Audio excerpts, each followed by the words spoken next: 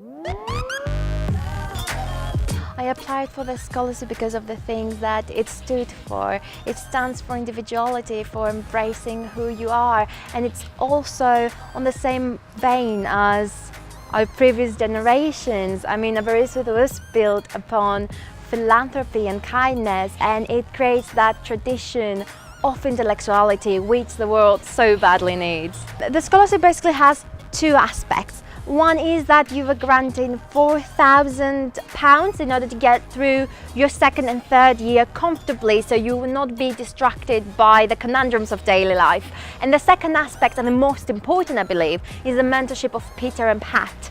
When you have a question, when you feel as if you're going through an existential crisis, which happens to everyone, especially if you're a student, they can guide you through a process of self-exploration, self-awareness and self-actualization.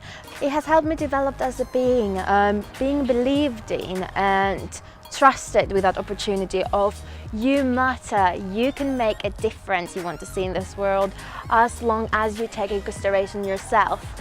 It has helped me broaden my horizons, develop, focus on my writing, show that I do matter, and to have the mentorship of Peter and Pat has also helped me a great deal through the engagement of fruitful conversations. I love Aberystwyth, as I said, for all the things it stands for. It's such a small, intimate community which you don't necessarily get to have in other universities. The fact that I can just have access to my tutor's office is amazing. The fact that I have the National Library just at my doorstep is amazing. The seaside, the fact that we are all so intimate with each other, and the fact that we promote intellectuality.